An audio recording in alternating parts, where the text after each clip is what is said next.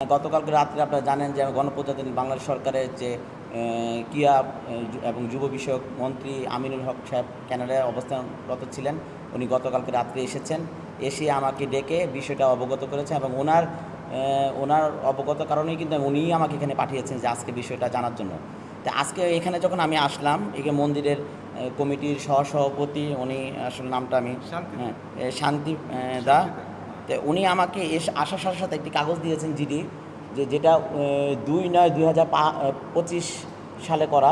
তো এখানে যে নাসির মাতব্বর যে আওয়ামী লীগের সাথে সম্পৃক্ত রাজনীতি করেন, তো উনি প্রথমে এসে যে কলা গাছগুলো যে পাশে যে মন্দিরের জায়গা, এটা দখল নেওয়ার চেষ্টা করেছেন গত কয়েকদিন যাবতী। তো তার সাথে বাক বিতদণ্ড হওয়ার পর গতকালকে সে লোকজন এনে যুবদলে এবং আমাদের অঙ্গ সংগঠনের পরিচয় দিয়ে কিন্তু হামলাটা করেছে।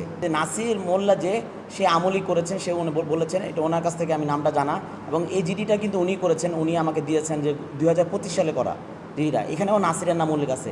তো এই নাসির গতকালকে এসে লোকজন এনে হামলাটা চালিয়েছেন, এবং হামলার যখন শুরু করেন তখন কিন্তু এই যুবদল আমাদের অঙ্গ সংগঠনের নামগুলি আসছে। তো আমি যখন প্রশাসনের কাছ থেকে নামগুলি জানলাম, তখন আমি এই নামে আমাদের অঙ্গ সংগঠনের কারো যুবদলের কারো নাম আমি পাই নাই, যার কারণে কিন্তু আমার এখানে আসা, এবং আমিনুল ভাইয়ের আমাকে পাঠিয়েছেন যে বিষয়টা অবগত হওয়ার জন্য। আসলে এই বিষয়টা জায়গা জমির বিষয়। তো এখানে এক সাবজেক্ট নিয়ে অন্য সাবজেক্ট বিরাট একটা ঝামেলা সৃষ্টি হয়েছে। যেমন হিন্দু মুসলমান একটা ঘটার একটা প্রক্রিয়া তারা নিতেছিল। আপনারা জানেন যে দেশে দুইটা সরকারকে বিব্রত করার জন্য দেশে এবং বাইরে থাকা দুইটা দলই সরকারকে বিব্রত করার জন্য নানা ধরনের ষড়যন্ত্রে লিপ্ত হচ্ছেন।